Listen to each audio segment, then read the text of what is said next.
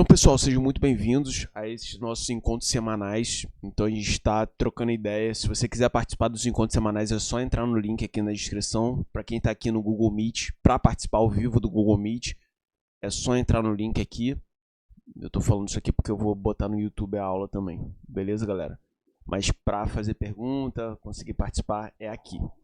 Então, galerinha, eu vou abrir com vocês aqui um produto nosso chamado Edital Mapeado. Que é o que? A gente tem aqui, a gente está trabalhando com TI para a Cefaz do Rio de Janeiro. E eu vou abrir aqui o item Segurança da Informação. Tá?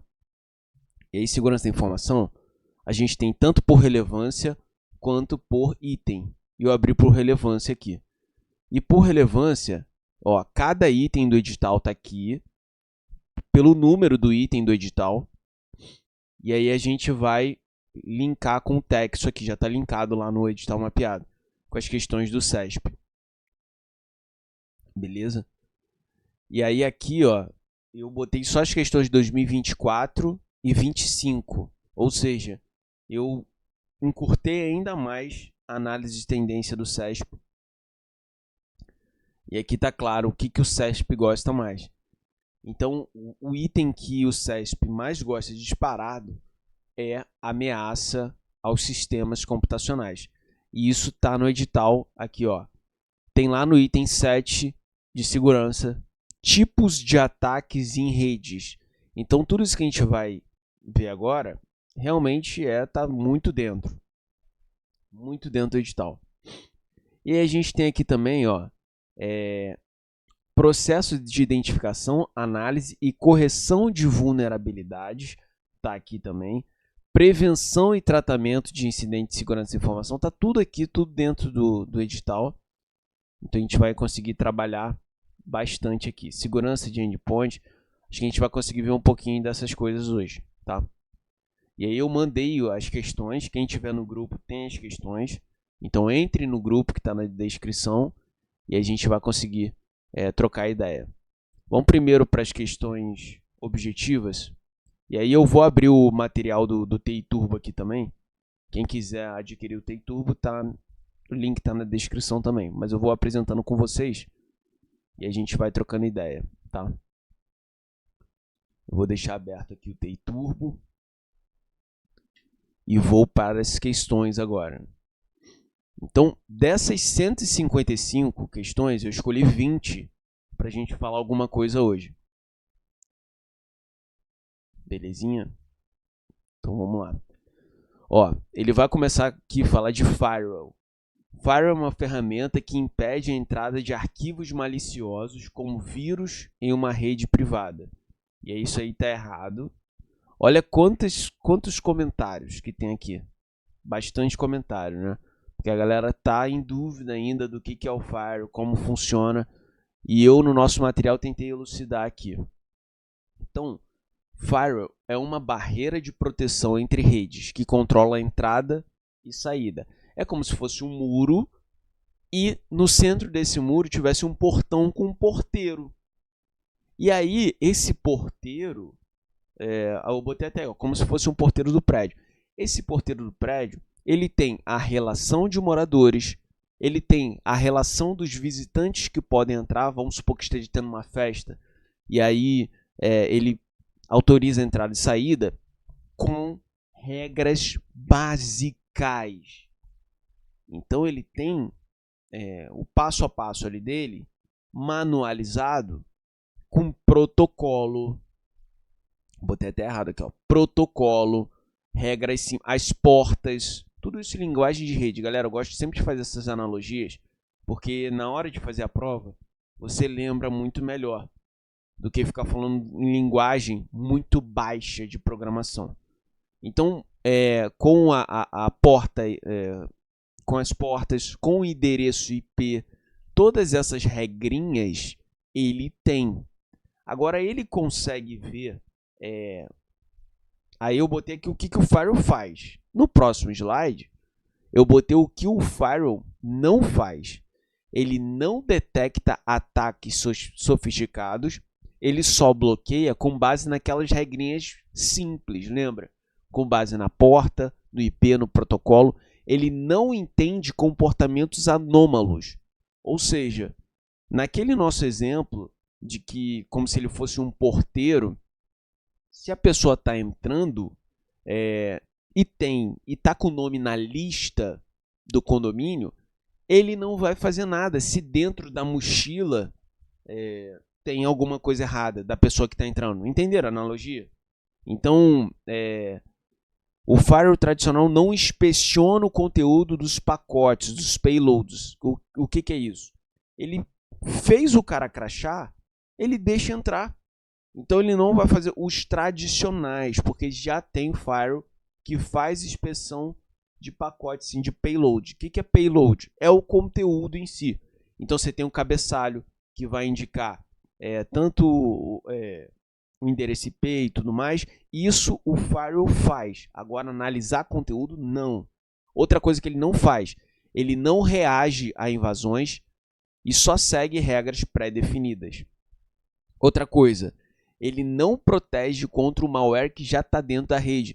Então, se ele autorizou a entrada, lembra que a gente está fazendo uma analogia com o condomínio? Se esse porteiro, entre aspas, autoriza a entrada no condomínio e um visitante começa a fazer alguma atividade maliciosa dentro do condomínio, o firewall não faz nada. Ele não protege contra malware já dentro da rede. Ele não verifica múltiplos dispositivos ao mesmo tempo, como um sign. E o que é o sign?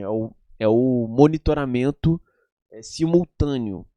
Então, o monitoramento simultâneo é uma central que tem a correlação do SAI, que tem a correlação do IDS, do IPS, enfim. Ele não faz essa verificação múltipla. Ele não substitui o antivírus ou ferramenta de segurança de endpoint. Não examina arquivos ou programas locais. Eu gosto de botar assim o que o firewall não faz, porque é uma ferramenta muito boa para você ver na véspera da prova, entendeu? E se você quiser tirar print também, o que o firewall não faz, ou depois pode tirar o print que eu vou subir essa aula lá pro YouTube também. Então, o que o firewall faz? Ele observa as regras simples, básicas de IP, porta, protocolo, e faz esse cara crashar como se fosse o porteiro, deixando entrar e não deixando entrar. Não observa o payload, ou seja, ele não analisa o conteúdo dos pacotes. Então esse é um basicão de firewall. E tudo que eu estou botando aqui é com base no CESP. Esse material todo voltado para o CESP, tá? Então, ó, um firewall é uma ferramenta que impede a entrada de arquivos maliciosos como vírus em uma rede privada. Ele nem sabe do vírus. O que ele faz? Ele vai só observar a regra básica. Se está com o IP certinho, se está com o protocolo certinho, ele vai autorizar a entrada, sem estresse nenhum. Beleza? Dúvidas, choros, lamúrias? Podemos seguir? Muito comentário nessa questão aqui, porque a galera fica com dúvida disso. Vamborinha? Vamborinha?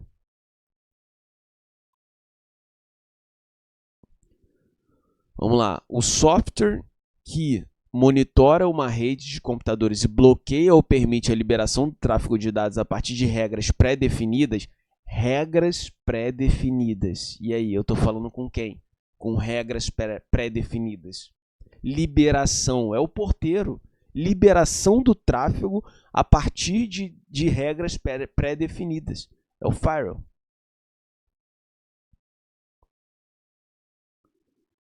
Vamos lá. Um firewall, mesmo o tipo simples, garante a proteção contra todas as modalidades de ataques de computadores. Pô, o CESP bota isso aqui, todos. É difícil, né?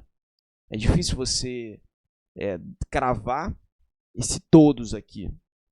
Por isso, ele é um dos aplicativos de segurança mais confiáveis que existe. Eu nunca botaria isso aqui como correto. Essa generalização do CESP geralmente está errado.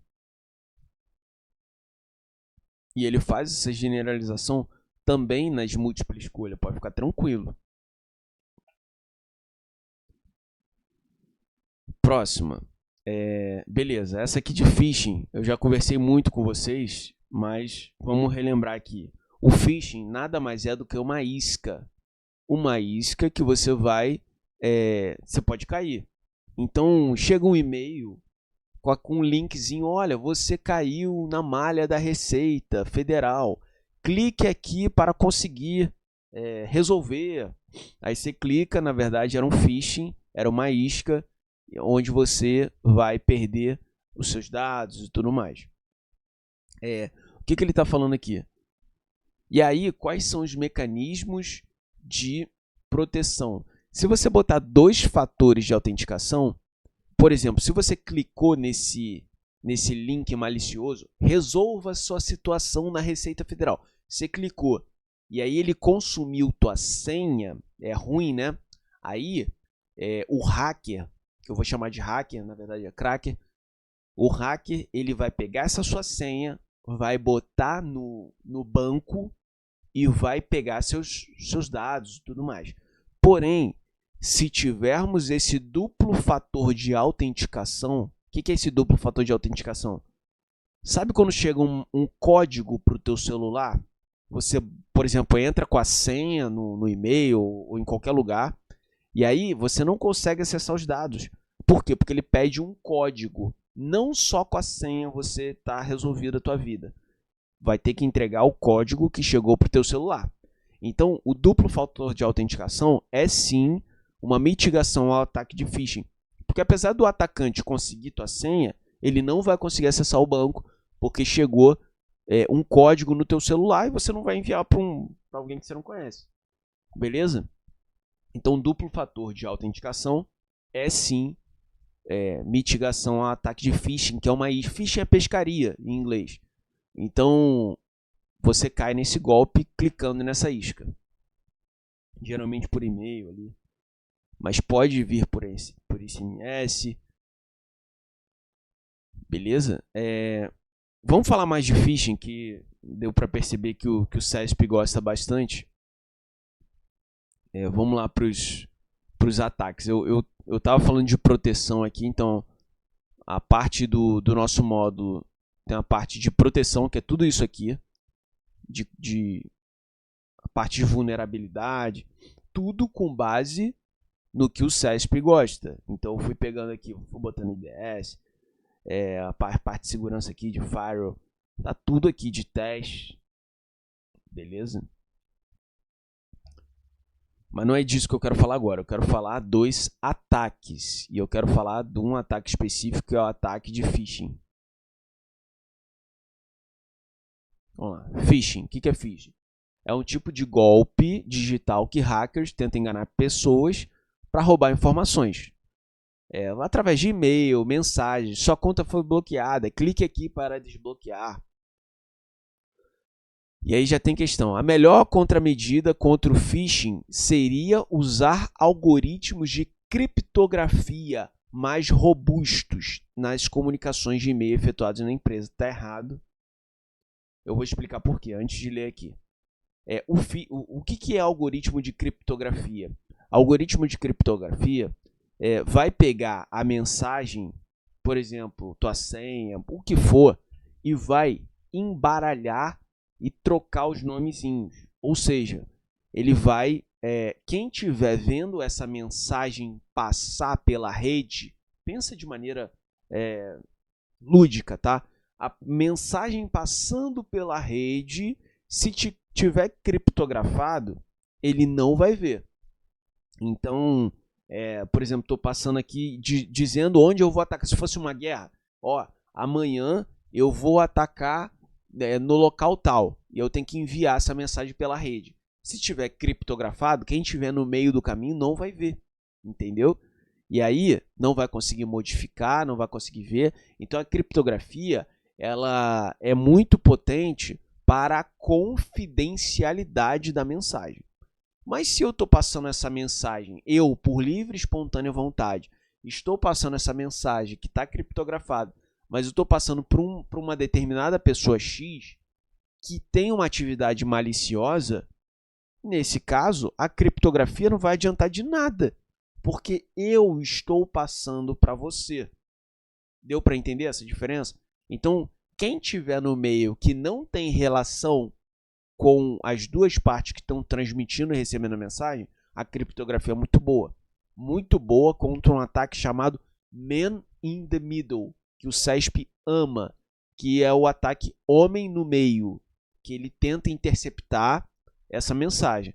Então a criptografia é maravilhosa para o Man in the Middle. Agora, para esse destinatário, se eu estou te entregando, não tem criptografia que resolva. O que vai resolver é esse duplo fator de autenticação, porque mesmo que eu passe a mensagem sem saber, eu estou passando, mas sem saber, porque eu cliquei num link.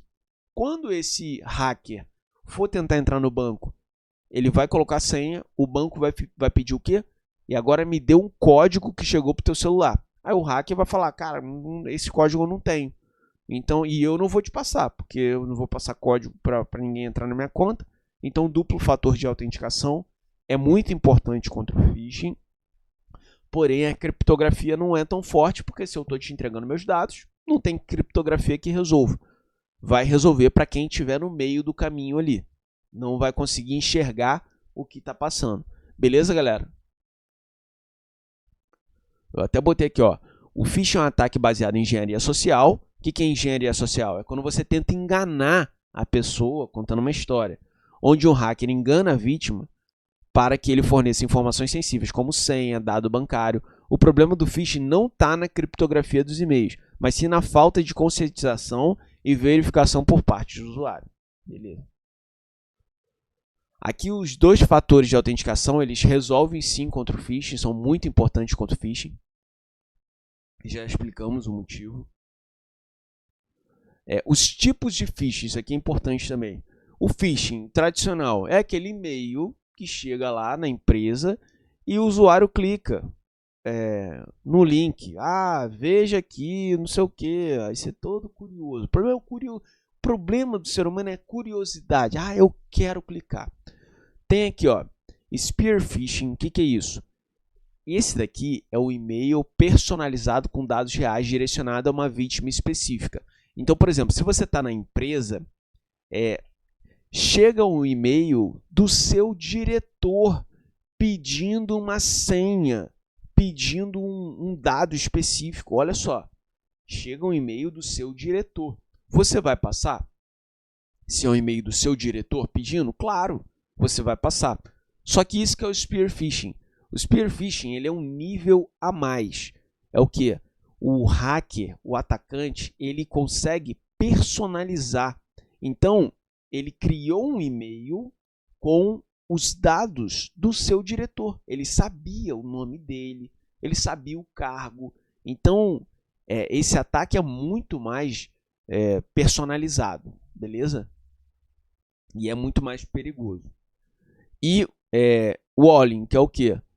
Ele é focado contra altos executivos ou gestores públicos. Então ele tem um DNA ali de ser voltado contra essas autoridades, beleza? O smishing, que é o SMS, é o phishing por SMS. O phishing, que é o de voz, ou seja, eu ligo e falo, olha, eu sou aqui do Banco do Brasil e tem 100 mil reais liberados para você. Basta você falar me dizer tua senha. Pronto. O farming, redirecionamento silencioso do usuário para sites falsos com com URL correta. Ou seja, você está vendo lá é Banco do Brasil. Você está vendo que é o Banco do Brasil, é o site do Banco do Brasil.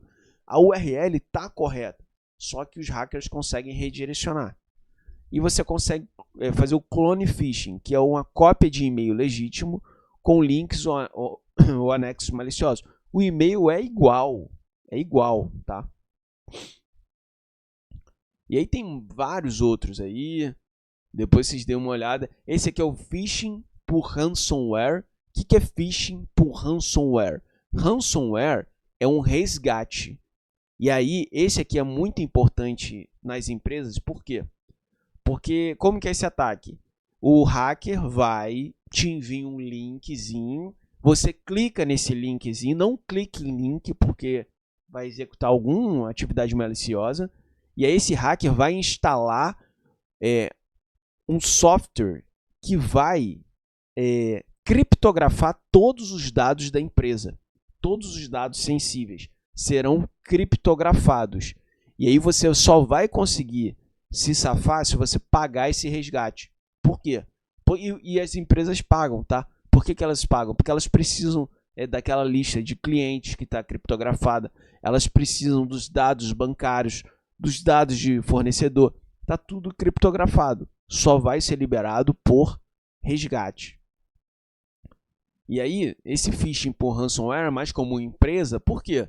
Porque eu aqui em casa não tenho tanto dado assim, tão específico para ser... Se mandar, eu vou comprar outro computador, vou pegar outro HD, sei lá o que eu vou fazer. E aí caiu na discursiva. Essa era uma das discursivas que eu coloquei para vocês. Descreva 2 dos principais tipos de phishing especificamente direcionados a organizações. Então, você tem vários ali. Eu falei vários. Lembra do phishing ransomware, que é aquele do resgate? Que ele vai, te manda um link. Depois que ele manda o link, você clica nesse link e tudo está criptografado dos seus dados. E aí o hacker vai pedir resgate e só vai liberar depois que você pagar. Beleza, esse é um. O spear phishing, lembra do spear phishing? Ele não é que ele clona, mas ele descobre os dados do seu diretor financeiro, por exemplo, do seu diretor de marketing. Ele descobre os dados e consegue fazer um ataque muito mais específico e direcionado. E tem um Olin também, que é focado nas grandes multinacionais, no CEO da grande multinacional. Então ele já tem toda a carinha para tentar enganar o CEO ou um grande gestor público, por exemplo, um ministro e tudo mais. Vamos ver o que o CESP colocou no item 1 como resposta. Vamos lá. Principais tipos de phishing especificamente direcionados a organizações. Ele botou o spear phishing, ele botou o Olin e ele botou o phishing por ransomware. Aqui ele vai explicar que vai mandar o link, e aí você vai clicar, e aí vai criptografar o negócio, só vai liberar para você. Ou seja, tem criptografia boa, que você vai conseguir a segurança necessária, e tem criptografia ruim, que ele está embaralhando teus dados e só vai te entregar a chave se você pagar o resgate. Então, cuidado. Tem o Olin aqui, que é o focado em CEO, CFO.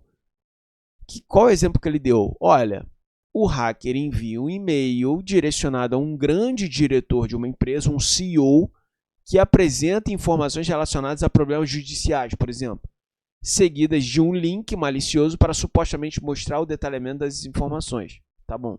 E aí o CEO clica nisso. Spear phishing. Já vimos também. Vamos ver o exemplo que ele deu do spear phishing. Alguém envia mensagem ao suporte técnico da organização em um fim de semana usando uma conta de e-mail privada, passando-se por um diretor, solicitando a troca urgente de senha. Ah, tá. Então, por exemplo, você está vendo um diretor de suporte e tal, você vai responder. Mas ali é um ataque de phishing. É o spear phishing. Então, passou phishing, né? Ah, tá. Ele pergunta mais coisa.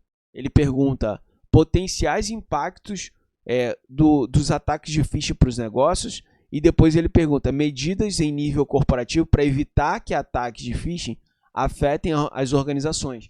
Aqui, 2 e 3, ele nos ajuda. Porque 4 potenciais impactos do ataque de phishing, ele deixou aberto o negócio. E 4 medidas a serem tomadas também é uma questão aberta. Então o item 2 e o item 3, eles são aqueles itens para não zerar. Você tem que acertar os 8 pontos e os 9,5 pontos aqui. Beleza? Ele vai dando os impactos. Prejuízo financeiro, você pode tomar multa porque você abriu os dados das pessoas, você pode tomar processo, você pode perder cliente. E quais medidas em nível corporativo? Lembra? Duplo fator de autenticação é um deles, que eu já tinha falado com vocês. Duplo fator de autenticação, 2FA.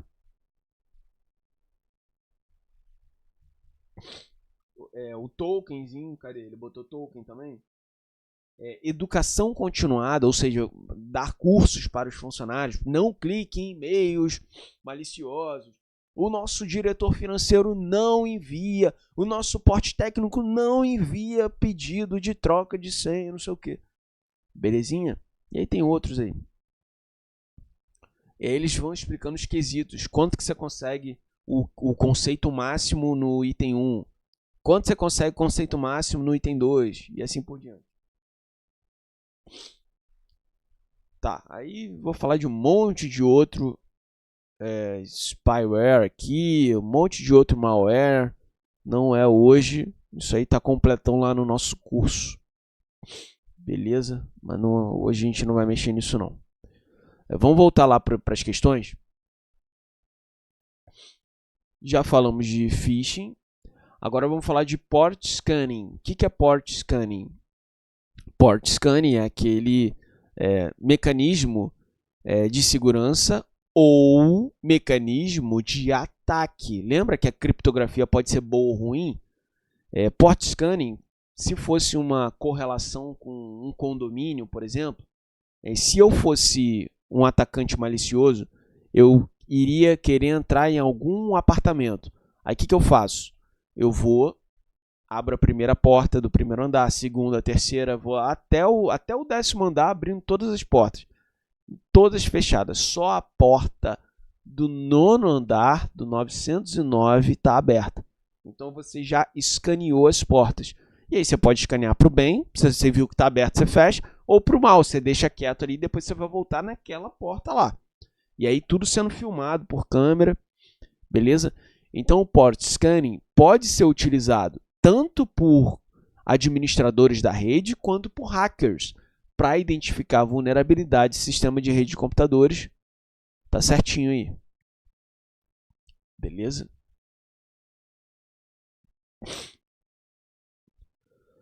Aqui ele voltou a falar de phishing. A melhor contramedida contra o phishing seria usar a criptografia. Já falei que não, expliquei já por quê.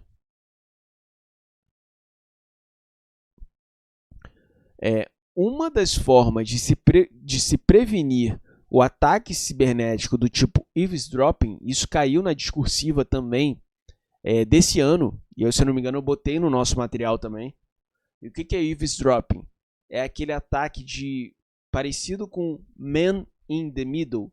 Lembra do man in the middle, que é um homem no meio? Aqui tem alguém monitorando suas atividades. Tem um espião.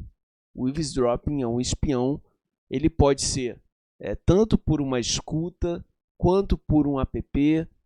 Ele está espionando. Qual é a diferença do eavesdropping para o spyware?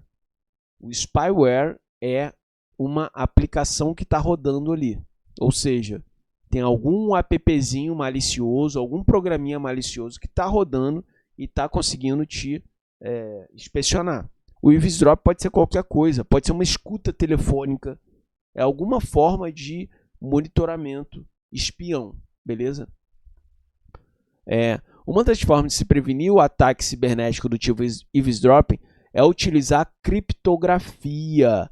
Aqui a criptografia é legal, por quê? Porque eu não cliquei em link nenhum, eu estou só trabalhando. Eu não cliquei no link no e-mail e tudo que eu estou fazendo tem alguém monitorando. Se tiver criptografado o negócio, aí já vai facilitar. Porque é justamente esse ataque do homem no meio, que ele tá, eu envio, aí tem alguém olhando o que eu enviei. Se eu enviar criptografado, resolve.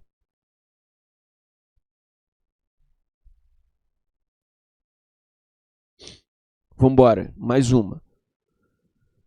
Todos os logs relacionados ao port scanning devem ser mantidos por um período longo, com o objetivo de análise futura e conformidade com normas de segurança, bem como para permitir a identificação de ataques e cadeias longas. O log, esse nomezinho aqui, é como se fosse uma câmera de segurança, são as informações que ficam armazenadas de quem entrou, quem saiu. Então, ele está falando que os logs, essas câmeras, lembra que eu estou fazendo essa analogia? Essas câmeras relacionadas ao port scanning, que eu já expliquei o que é, devem ser mantidos por um longo período, certo? Com o objetivo de análise futura, para ver quem tentou entrar, quem saiu, e conformidade com normas de segurança, bem como para permitir a identificação de ataques de cadeias longas. O que são ataques de cadeias longas? São ataques que perduram por muito tempo. Isso que é cadeia longa, não é um ataque rápido. Então tá certo aqui, sem muito estresse. Galera, vocês estão conseguindo pegar? Tá difícil, tá fácil, tá chato, tá lento? Vai, avisa aí, hein? Beleza. Então vamos pro próximo aí. Valeu, Socorro, valeu. Vamos pro próximo. Ixi! Tá, mudamos de assunto aqui, mas eu vou explicá-los para vocês o que é isso, o que a gente vai estudar agora. Vamos lá para a parte de proteção. Então, o PDF ele começa com ataque e depois ele vai para proteção. Certificado SSL, tudo com base no CESP, né? Mas não é isso que eu quero, não. Eu quero outra coisa. WPA versus... Não é isso que eu quero ainda, e a gente vai ver isso daqui a pouquinho.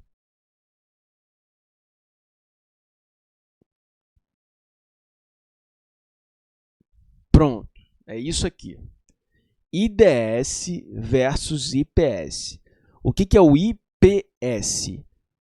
Ele é uma forma de sistema de prevenção contra intrusos. O que ele é? Ele identifica e bloqueia ataques em tempo real, antes que causem danos, tá? Então, vamos pensar aqui. Lembra que eu falei que o firewall é O firewall tem aquele muro e tem aqui a portaria. E tem o porteiro aqui. Tem o porteiro aqui. Que ele vai ficar vendo a entrada e saída aqui, conferindo quem está com o protocolo correto, quem está com o IP correto na porta, o cabeçalho.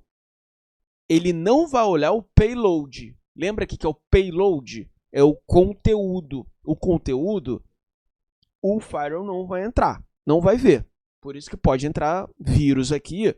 Por isso que o firewall e o antivírus são duas coisas diferentes. Você tem que ter os dois, o firewall e o antivírus, tá bom?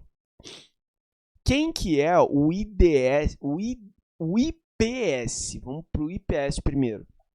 É um segurança que vai ficar caminhando por aqui pelos setores do condomínio. Então ele está caminhando para fazer o quê? Para identificar e bloquear ataques em tempo real. Então se alguém vai tá tentando entrar numa porta aqui dentro do condomínio, ele vai fazer o quê? Vai impedir em tempo real. Entenderam? E aí, qual que é a diferença do IPS para o IDS, com um D de dado? Um é prevenção e o outro é detecção. Então, no nosso exemplo, o IDS é como se fosse uma câmera de segurança. Eita. Vamos desenhar a câmera. Finge que isso aqui é uma câmera presa aqui no teto, tá? Finge que é uma câmera presa no teto, isso aqui. Aí a câmera tá olhando, tipo um Big Brother, tá? A câmera tá olhando. Aí vamos supor que aqui a câmera virou pra cá. Tá filmando aqui, por quê? Porque tem alguém tentando entrar nessa porta. A câmera filmou. E aí a câmera consegue bloquear a entrada, travar a entrada nessa porta. Uma câmera consegue fazer isso, galera? Não, né?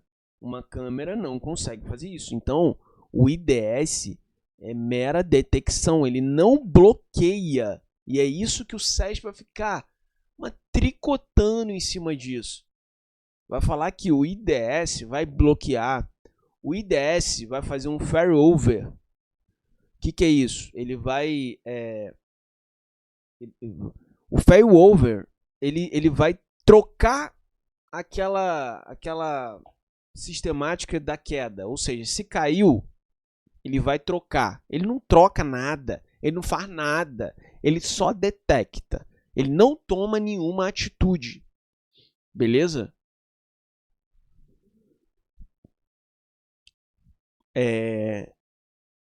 O IDS é uma ferramenta de segurança usada para monitorar redes ou sistema e detectar. Ele alerta quando vê algo, mas não bloqueia, como se fosse uma câmera de segurança no condomínio. E aí vocês têm vários tipos de IDS que o SESP chegou a cobrar. Você tem o IDS por assinatura, que ele vai detectar, fazendo comparações com ataques conhecidos, ou seja, ele já tem uma assinatura que já está no sistema. Se alguém fizer alguma coisa parecida com essa assinatura, ele vai apitar. Ele vai apitar, entendeu? Porque as assinaturas já dos ataques já estão todas lá com ele. Outra, detecção por anomalia. A câmera está vendo aqui... Oxi! Tem alguém tentando entrar 3 horas da manhã em um sistema que todo mundo só entra de 8 da manhã até 8 da noite. É um comportamento estranho. Ou então alguém tentando abrir várias portas ao mesmo tempo. Comportamento estranho. Então o IDS, por anomalia, ele vai detectar esses comportamentos que fogem do padrão normal. O IDS, por estatística, ele vai utilizar média e desvio padrão para ver essa detecção. O por aprendizado de máquina, ele está olhando como é um ataque aqui, está aprendendo, que nem se for como se fosse um chat GPT, ele está aprendendo, para daqui a pouco ele, treinado, já reconhecer algum comportamento suspeito com base no treino que ele teve. E detecção baseada em regra. Ele basicamente vai seguir regra. Se acontecer isso, você vai detectar. Beleza? Então esses são os tipos de IDS. E aí você tem também as partes do IDS. Por que eu estou botando tudo isso? Porque o SESP está atormentando aí com IDS versus IPS. E aí vocês têm as partes. O sensor, análise, o banco de assinatura, que é justamente aquele... É como se fosse um retrato falado numa delegacia. Peraí, você não, você está tentando entrar aqui e tudo mais. O console de gerenciamento e o gerador de alerta. Tem tudo isso. O sensor coleta dados da rede, o setor de análise, ou o motor de análise, vai analisar os dados coletados e tudo mais. O banco de assinatura armazena esses padrões maliciosos. O console de gerenciamento é gerenciamento, gerador de alerta é gerador de alerta. Ele vai apitar. Pronto, já vimos as partes do IDS. Tem questão disso. Entre os componentes de um IDS detecção, o sensor é responsável por análise. E aí, certo ou errado? Sensor é sensor. Análise é análise. São duas coisas distintas. Beleza? Por isso que está errado. Um IDS. O IDS ele detecta e modifica dados nos pacotes. O IDS é só uma câmera. Ele não modifica nada. Ele não bloqueia a porta. Então tá errado. Um IDS baseado em assinatura, já sabemos, é aquele retrato falado que ele tem lá na delegacia para poder comparar. Um IDS baseado em assinatura usa aprendizado de máquina? Não aprende nada, ele só tem um retrato falado lá na mão dele. Um IPS, o IPS consegue bloquear, sim ou não? O IPS consegue bloquear? O IPS consegue. O P, que é prevenção, consegue. Um IPS é projetado para perceber e informar, detectar e informar.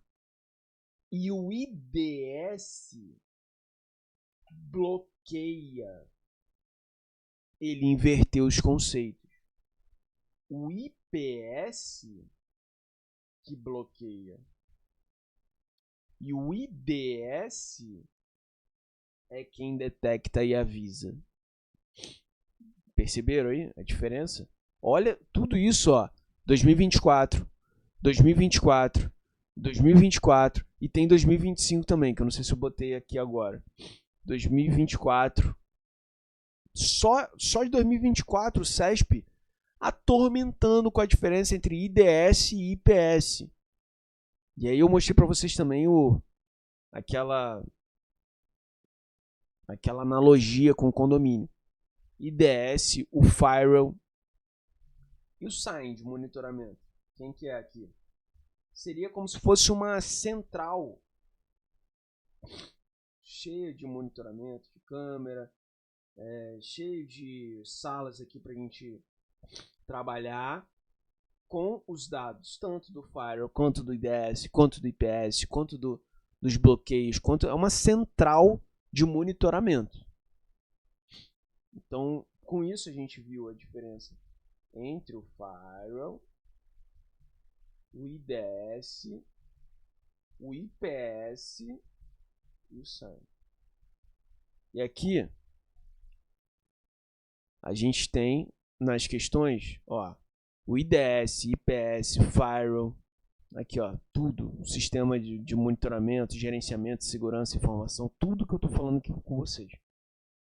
Beleza? Tudo, cara, no centro nervoso do que o CESP acredita. O nosso curso tem mais de 30 horas, então é um curso completo lá, eu faço quase todas as questões do CESP 2024 no curso, né? Então é um curso completaço, com discursiva, objetiva. Mas aqui a gente vai trabalhando pontos que eu acho mais específicos, a gente vai trocando ideia nesses encontros semanais. Vamos voltar para as nossas questões lá? Que a gente tem algumas questões para terminar. O IPS é projetado para perceber a ameaça. Não, a gente já viu que está errado, a gente já fez a diferença entre os dois. Eles inverteram o conceito aqui. Um IDS de detecção, ele modifica? Não, já vimos que não. E aí mudou o assunto. Ele vai falar de protocolo de segurança de rede. Volta para cá. A gente vai falar de outra coisa agora.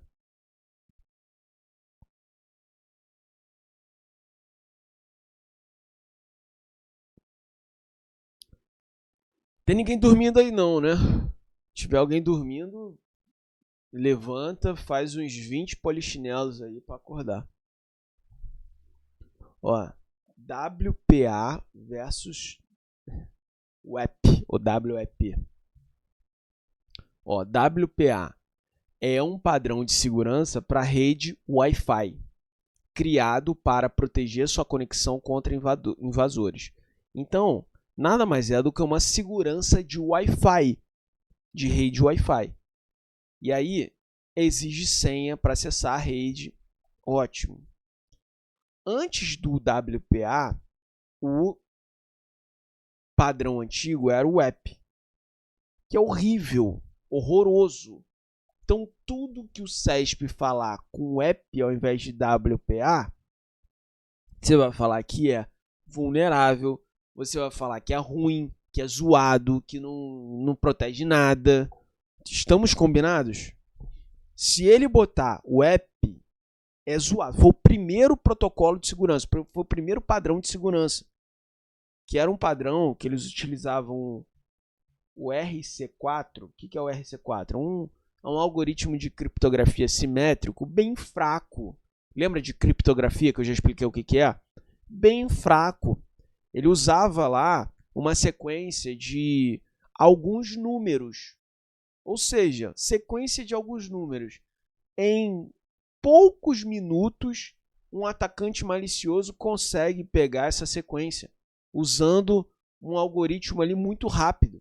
Usando um padrãozinho rápido, ele pega essa sequência rápida de RC4, dessa criptografia. Então, tudo que o CESP falar desse padrão de segurança de Wi-Fi aqui é ruim, é zoado. E aí, era o app, o primeiro, ele foi para o WPA, logo na sequência. Depois, WPA2, que é o que todo mundo usa hoje em casa. E o mais moderno, já mais para algumas coisas mais sensíveis, o WPA3. Essa aqui é a historinha. Esse aqui é horroroso. Eu estou tentando incutir isso na ideia de vocês. Isso aqui é horrível. Esse aqui também usava RC4. Porém, com um protocolo um pouco mais seguro. Esse aqui já foi para um outro algoritmo de segurança. Então, ó, o WPA usava uma versão mais segura do RC4. O WPA2 já foi para o algoritmo de AES. O CESP pergunta isso? Pergunta qual algoritmo que o WPA2 utiliza. Pergunta, tem que saber? Tem que saber. Tem que saber. Ele saiu do RC4 e virou AES quando? No WPA2. No WPA2. Tá? E esse 2 aqui parece até um S, né? Ao contrário. Ó, AS. Olha, lê ao contrário aqui, não parece? O AS. Se botar um Ezinho aqui, essas coisas vocês não esquecem, não. WPA, olha as loucuras que eu faço. WPA2. Eu vou pegar esse W, vou jogar pro meio, mas ele é assim, ó. W, eu joguei pra cá. Aí fica P, A. Esse 2 parece um S. Pronto, inventei um troço.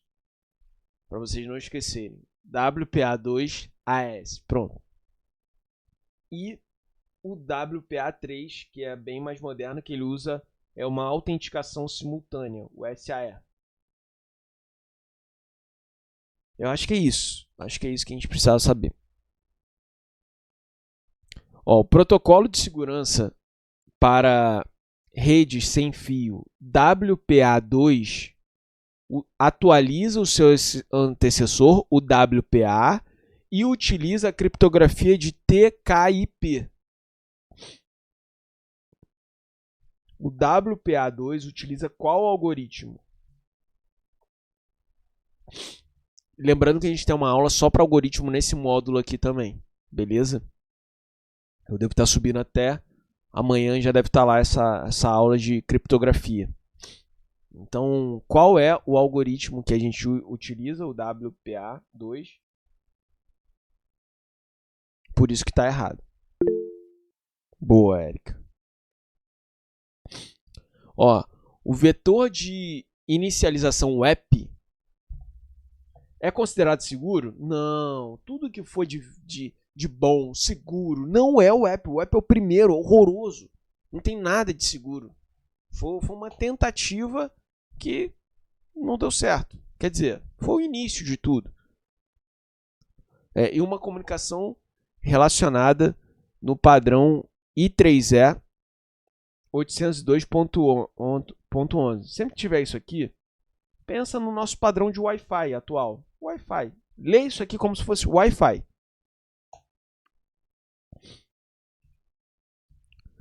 Ó, no Wi-Fi, o padrão Wi-Fi utiliza o WEP, que é uma técnica de criptografia simples que garante a privacidade. Não, é tudo de ruim. Tudo que ele botar essa palavrinha aqui, tem que falar que é zoado, que é ruim. E esse padrão de Wi-Fi aqui o I3E 802.11 foi criado e implementado no WPA2, tá? Ó, o WPA especificado no Wi-Fi é o mais antigo algoritmo de segurança de rede, certo ou errado? Qual que é o mais antigo?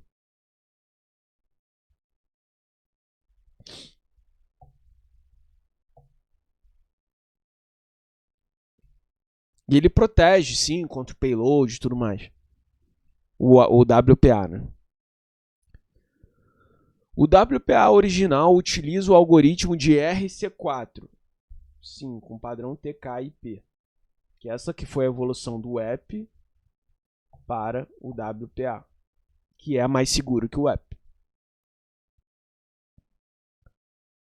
que o WEP. Garantindo a segurança da conexão pela troca periódica de chave e tal. Enquanto o WPA2 utiliza o AES. Então, certo. Que é um sistema de encriptação mais seguro que o RC4. Certo. Olha, tudo 2024, tá? Olha como cai. O WPA3 evita o uso de autenticação simultânea. Porra, vou falar que evita o negócio. Tá doido? Tá, isso aqui depois a gente faz. Que já vai para outro assunto aqui, eu não quero falar disso agora. Cai pouco, cai bem pouquinho. Isso aqui cai muito. O WPA é o que a gente usa hoje. Ele tem o PSK e o EAP. PSK e o EAP. O PSK eu gosto de ler de uma outra maneira. Para casa. Para casa. E o EPA eu gosto de ler de outra maneira. Empresa. Viram aí? Um é para casa e o outro é para empresa. Não tem como errar esse negócio. Cara, é impossível errar esse negócio com esse joguinho de palavras aí. Então você vai na casa do seu amigo ou da sua amiga e pede a senha do Wi-Fi. Qual é o protocolo que ela está usando em casa?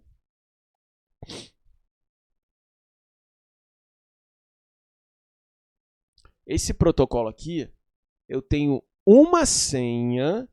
Aqui em casa é Flamengo 1981. Caraca, eu falei a senha do Wi-Fi. Mas vocês estão longe pra caramba. Se fosse meu vizinho, eu ia mudar a senha hoje aqui. E aí, quem chega aqui, se tiver algum vizinho aqui no prédio, porra, Flamengo 1981. Quem chega aqui pega essa senha e usa. Ou seja, é uma senha para todo mundo. É uma senha para todo mundo que utilize, tá? E o WPA EAP é o de empresa. Como é na empresa? Eu tenho o meu login e senha. E aí vai para a central, que é o Radius. Que é o quê? É uma central que vai autenticar, autorizar e contabilizar a entrada. Vai ver o login e a senha. Então não é uma senha única para a empresa inteira, esse padrão aqui. Então eu entro com meu login com uma senha, é para ambientes corporativos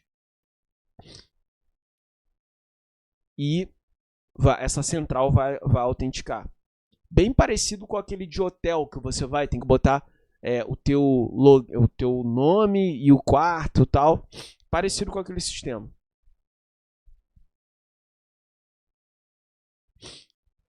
O WPA para casa, pô, não consigo ler de outro jeito, mano. O modo WPA PSK foi projetado para uso corporativo? Não. Fica muito fácil, né, galera? E aqui a gente tem o WPS, que é o quê? Um método para conectar dispositivos à rede Wi-Fi sem digitar senha. Então, eu posso chegar no modemzinho e tem um botãozinho chamado WPS. Eu vou clicar nesse botão e automaticamente todo mundo do ambiente está autenticado. Vocês entenderam? Pegaram a visão? Eu clico num botão e automaticamente todo mundo do ambiente, num raio X, está autenticado. Ou seja, eu estou distribuindo a autenticação automaticamente apertando aquele botão. O WPS não substitui o WPA2, o WPA3, ele apenas facilita o processo de conexão. Permite que um dispositivo se conecte ao Wi-Fi sem precisar saber a senha. De duas maneiras, ou apertando aquele botão, ou indo lá no roteador e digitando o PIN lá do WPS. Tem um númerozinho, é só digitar aquele número. São duas maneiras de autenticação automática. Ao fazer isso, o roteador compartilha as chaves da rede automaticamente com o dispositivo. Por isso que dizemos que o WPS distribui a chave de autenticação. Tá. Vamos voltar lá para as nossas questões. WPA3 evita o uso do autenticador simultâneo. Não. O padrão de internet utiliza o app? Não. WPA2, foi ali que foi implementado esse padrão. O WPA original utiliza o RC4, já vimos. E o WPA2 utiliza o AES. Certo, foi aqui que teve essa modificação. O WPS é um método de distribuição de chaves de autenticação. E aí, certo ou errado? É isso, já vimos. O modo WPA-PSK foi projetado para uso corporativo? Não. O WPA, especificado no padrão I3E 802.11, isso aqui se chama Wi-Fi. É o mais antigo algoritmo de segurança? Não, é o WPE, o mais antigo. Eu ia falar uma merda, pode falar isso? Horrível. Horroroso. Bom que vocês lembram. Vai pro YouTube, meu vídeo vai ser desmonetizado. Ó, o protocolo de segurança de rede sem fio WPA2 atualiza seu antecessor, o WPA, e utiliza o TKIP? Não, é o AES, que é a utilização do WPA2. Chegando no finalzinho aqui. O vetor de inicialização web é mais seguro? Não, já vimos. Aplicar sequências de entradas longas. Ah, tá. Já vamos começar a falar de teste agora? Tá, vamos falar de teste então. Vamos lá para o teste. E a última coisa da aula, a gente finaliza aqui. Uma aula de 1 horinha ali, só para dar só para aquecer os motores do dia. E a gente sempre bota essas aulinhas. Quando for chegar perto da prova, a gente tenta botar mais. Vamos lá para os testes.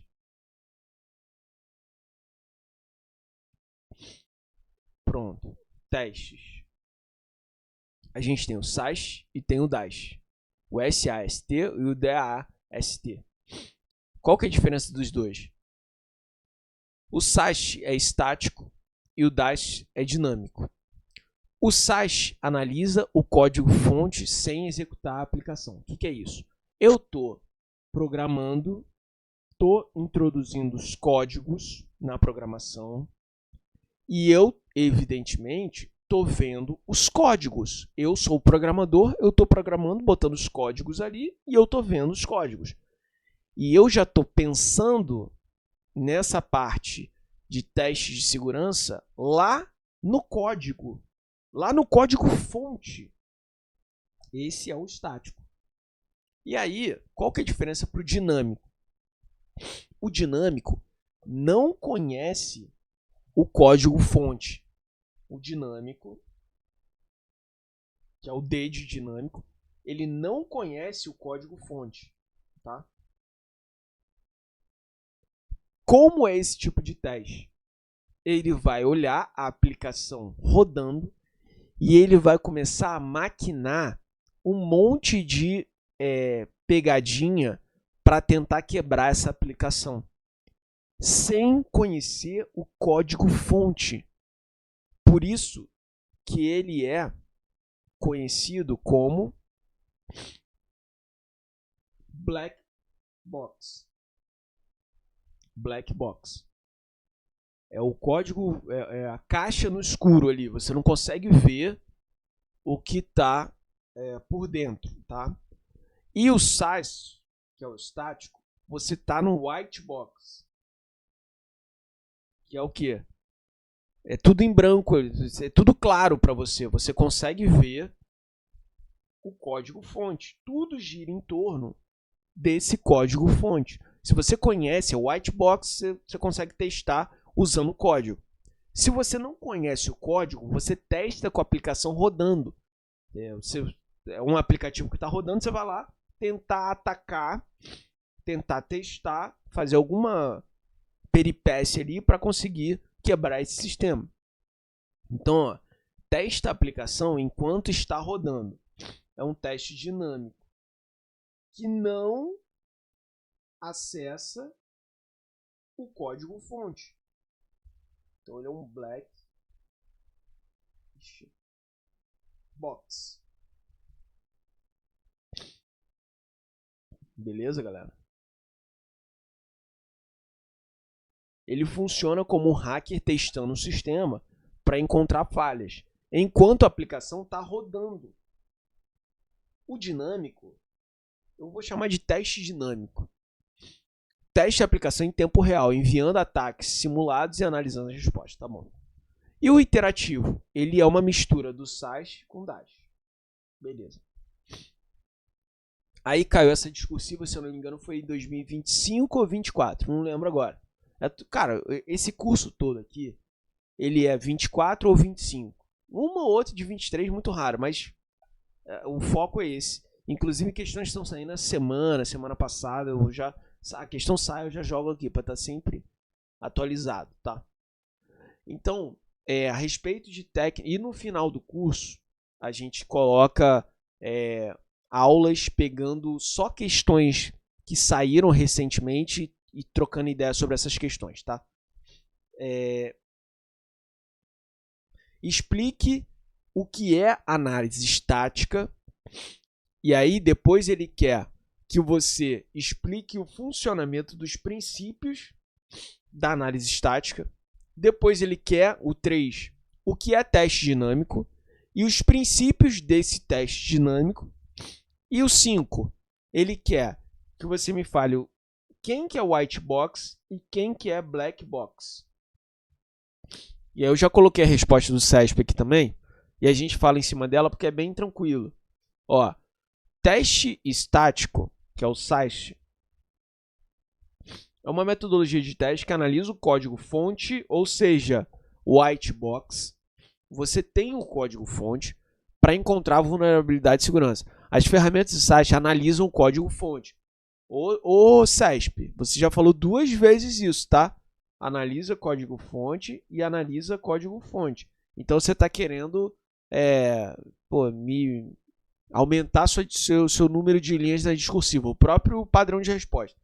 Já te filmei aqui. Ou as versões compiladas do código quando ele não está em execução para encontrar falha de segurança. A grande diferença é que olha o que o CESP botou. O SAS analisa código-fonte. Terceira vez que você botou isso, tá? Eu tô te filmando, hein, CESP? Você tá só querendo aumentar a linha aqui. Eu vou te dar uma nota baixa. Na verdade, ele está mostrando para você que você pode repetir algumas coisas. Pode falar de uma outra maneira. Então, o SAS analisa o código-fonte, as versões compiladas, quando ele não está em execução. Isso que é o mais importante, porque ele é estático para encontrar falhas. O SAST identifica vulnerabilidades, e aí ele falou aqui em cima encontrar vulnerabilidades. Só estou te filmando. Identifica vulnerabilidade nos estágios iniciais de desenvolvimento. Lógico, isso aqui é importante falar também.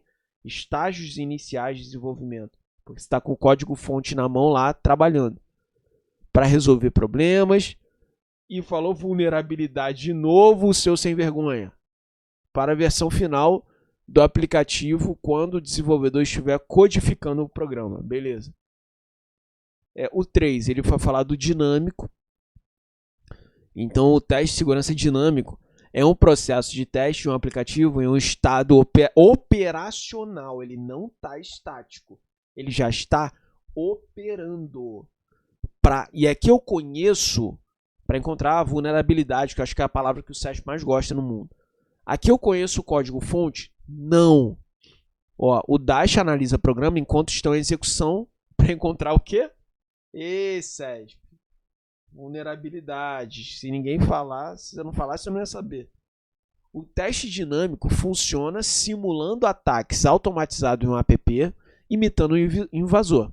O objetivo é encontrar resultados que não eram esperados e, portanto, poderiam ser usados por invasores e tudo mais. O SAST é white box, porque eu conheço o código-fonte todo. É um teste de caixa branca, pois tem acesso ao código-fonte. E o Dash, que é dinâmico, é uma análise black box, ou seja, você não conhece o código sem conhecer seu código-fonte. Beleza, galerinha? Então, com isso, a gente finaliza o encontro de hoje. Eu relembro que isso aqui é uma aula de degustação. A gente, apesar de eu pegar os temas mais chatos trazer para essa aula, o curso ele é gigante. O curso eu pego quase todas do edital 24 e 25 e a gente vem triturando aqui tudo. Tem a parte dos protocolos de proteção, de ataque, tem tudo de auth2, tem os times, a equipe de segurança, tudo que o CESP gosta está aqui nessa reta final. Não é só de segurança, a gente tem todos os módulos do curso, tem Oracle, tem SQL, tem PMBOK, tem a parte de banco de dados, tem tudo aí. É o curso mais completo do mercado, eu tenho certeza absoluta, porque ninguém gravou 30 horas focados em TI para ser faz do Rio de Janeiro. Beleza, galerinha? Quem quiser pode me chamar lá no privado, eu mando o link para vocês. E se você estiver vendo no YouTube, tem o link aqui na descrição. Se você quiser entrar no grupo para participar dessas aulas semanais, e aí eu boto sempre a agenda no começo da semana da aula, não precisa pagar nada, tá? É só entrar no grupo que a gente faz essas aulas gratuitas aqui. E se quiser adquirir o curso, é só entrar no link também na descrição aí.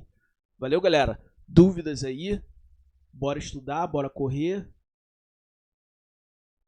Então é isso. Quem quiser adquirir o curso, é só me mandar mensagem lá no privado que eu mando o link. Está com preço promocional. Valeu, galerinha. Grande abraço para vocês. Sejam felizes. Valeu, fui.